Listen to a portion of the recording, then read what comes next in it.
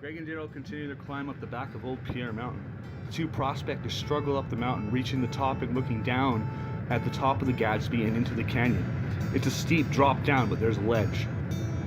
Daryl and Greg scale down the sides of Old Pierre Mountain towards the rocky ledge. One slip here and you're done, Greg suggests. Just as the cliff Daryl clings onto crumbles from Daryl's grip. He slides down the side of the mountain, catching himself on a green thorny bush just above the broken granite rock ledge. Rocks tumble down into the little rusty canyon below. Daryl watches the rocks bouncing and breaking on the granite cliffs far below. He lowers himself using the green branch. He can hear cracking at its roots. The branch snaps just as Daryl's feet touch the rocky ledge. The wind howls through the canyon down below. Greg reaches Daryl on the granite ledge. He sits there for a moment trying to catch his breath, looking around at the majestic mountains that surrounds him. Hey, don't worry, you survived, Greg smiles. It was close though, man. Daryl looks down the mountainside and sees the entrance to what can only be the Gadsby Caves.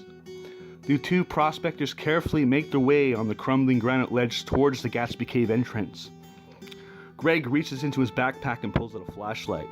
Man, I hope this isn't just some bear's den, Greg grumbles with concern. Yeah, something to think about, Daryl agrees nervously as they descend deeper into the cavern. It starts to become narrower and nothing can be heard but the sounds of Daryl and Greg's footsteps echoing in the cave. The ceiling of the cavern gets lower. Daryl shines the beams of his flashlight into the corner of the cave. His light shines on the bones of an old skeleton leaning against the wall. Pieces of clothing flap in the silent, cool draft of the cave. Now I wonder who that could be. Looks like Gadsby was telling the truth after all, Daryl gasped in epic wonder as he looks at the skeleton before him. Is it Volcanic Brown? Yes. The reason Volcanic Brown's body was never found in the upper stave isn't because it's not there, Daryl explains. He would have been trying his best to escape that snow cabin near Corbould, which is not far from here, and that's where he was going, and the Gadsby claim is between the two areas. We just need some evidence that this is him. Daryl scans the skeleton and sees that his bony hand is clutching what looks like a strap of a buried backpack. Greg reaches into his satchel and takes out a pick and starts digging near the skeleton's hand.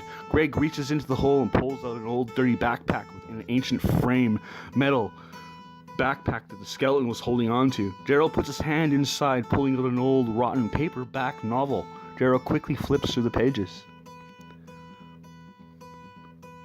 He was reading Treasure Island, Daryl grins, with the pages flipping on page 77, and the book has been hollowed out. Greg, look, the most classic of hiding spots. Treasure Island has been gutted. Daryl reaches into the book and pulls out a small vial. Greg shines the light on the vial and it's full of coarse yellow gold nuggets. Greg begins to laugh, his laughter echoing through the cavern and going to the roots of the mountains. Reminds me of the gold from Kanaka. That beautiful butter yellow, nothing like it.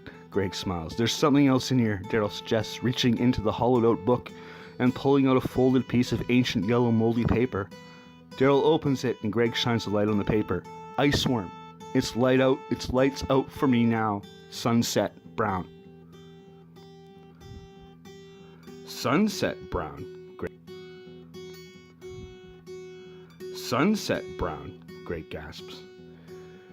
Yeah, Volcanic Brown, one of his nicknames was Sunset Brown. He signed it Sunset Brown. I guess he knew it was the Gadsby claim. The sounds of the chopper blades sending wind gusts into the caves. Who the hell is that? Daryl mumbles concerned. Maybe they're just flying over, Greg suggests. Maybe it's Adam and Evan. If it do. The rivals have landed. The helicopter hovers over the giant rock in the middle of the canyon and begins to land. Greg takes out his binoculars and observes the helicopter turning off its engines. Greg looks at the pilot and the two passengers, one with a brown hat and long dark hair. The other man is wearing a white hat and a prospector's vest.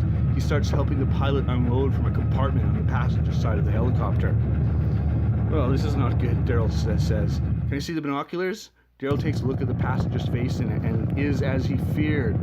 Greg, we have a problem. The guy you're looking at is half owner of the Gadsby claim. He has every right to be here. His name is Mitch Thompson. We were friends once.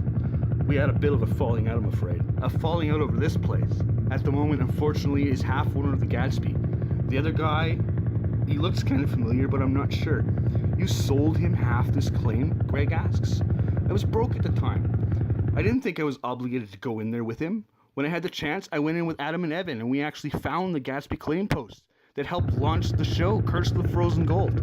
I told him about this trip I took in without him. But at this point, he flipped out. He flipped out because I took Adam and into the claim. He knew who Adam was, and he considered him to be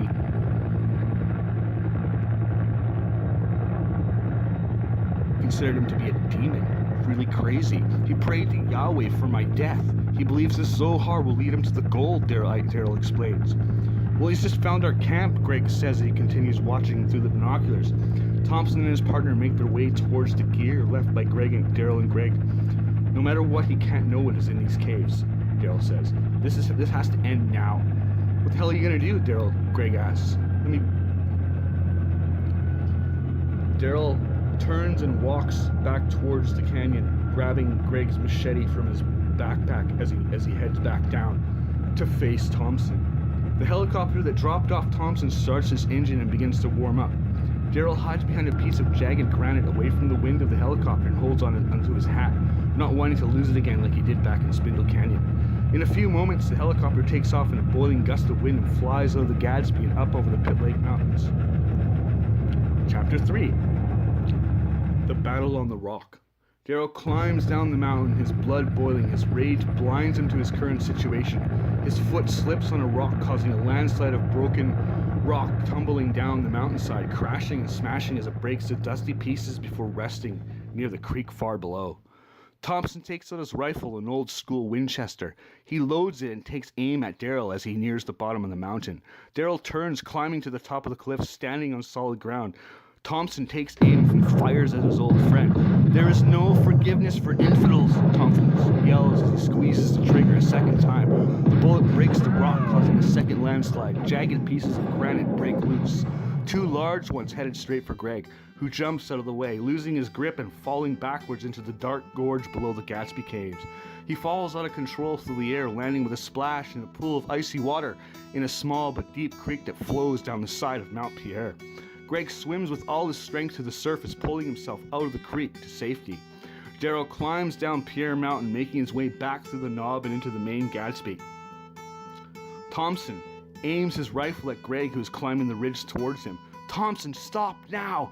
He is not the one you want, Daryl yells, his voice echoing through the haunted mountains. Thompson turns and stares at Daryl, his blood boiling. The biggest mistake of my life was selling you half this claim, Thompson, Daryl curses. I don't care, you work for the devil now, time to die, Thompson yells, pulling out his machete and running towards Daryl to make the kill. Daryl takes out his own machete and stands his ground as Thompson charges at him, and the machetes clash in a hail of sparks as they do battle on top of the Gadsby rock. Why does this lost mine attract such nutballs? Greg mumbles to himself. In the Old Testament, El says, show no mercy. I follow El's word, Marduk. Thompson spits at Daryl as he swings his machete in berserker madness. Daryl jumps out of the way as Thompson's machete clashes with the granite rock at his feet. Thompson takes a mad swipe at Daryl and lets go of his machete, which flies across the rock. Daryl leaps out of the way, slipping on a loose rock and falling sideways, dropping his own machete. Thompson dives at Daryl like an enraged football player, tackling him. The two prospectors tumble backwards as they are standing on top of the Gadsby rock. On the far side of the giant rock is a 500-foot drop down into the Lost Creek Canyon. Or is it?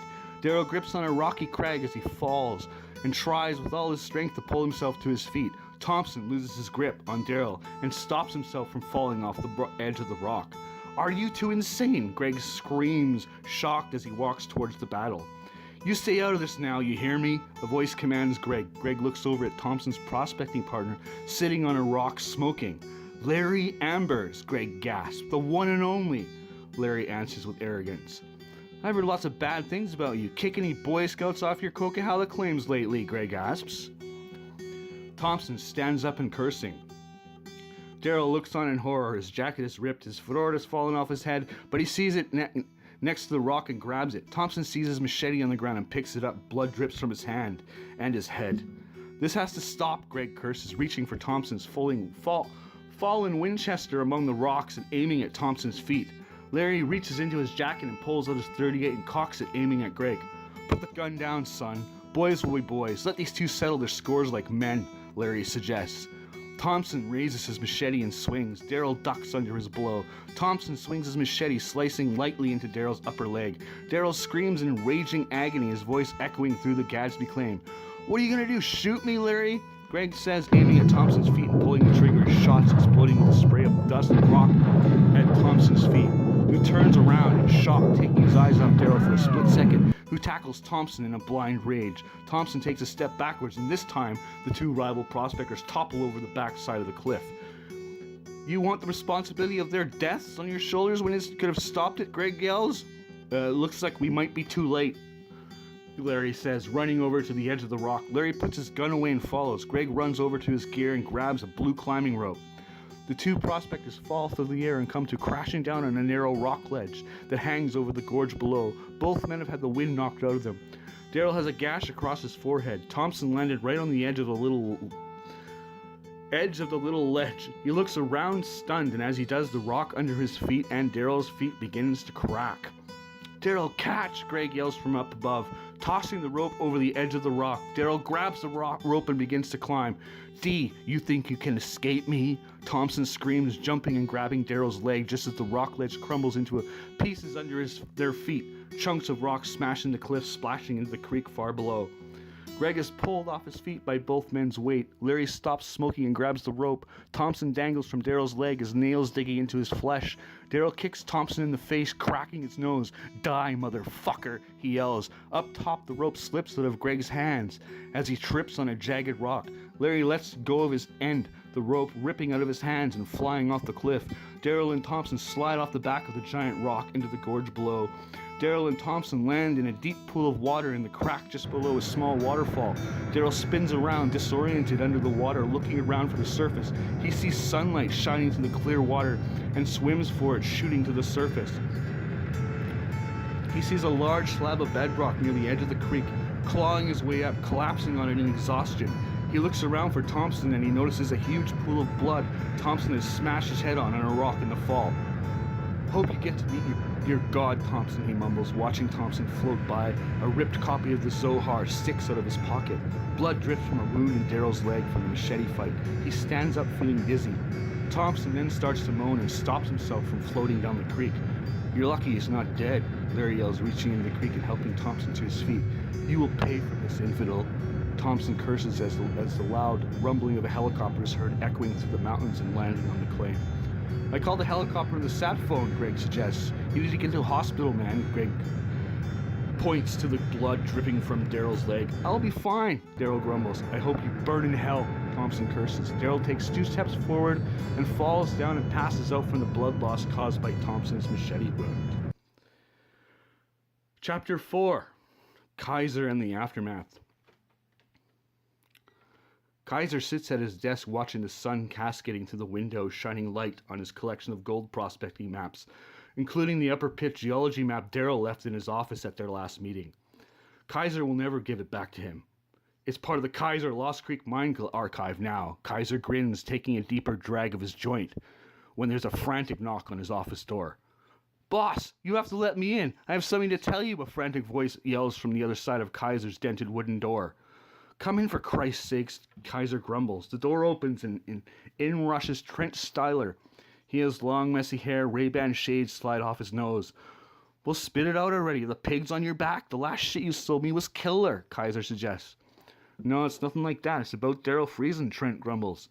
"What's that cocksucker done now?" Kaiser asks, reaching for a glass and pouring himself a morning whiskey.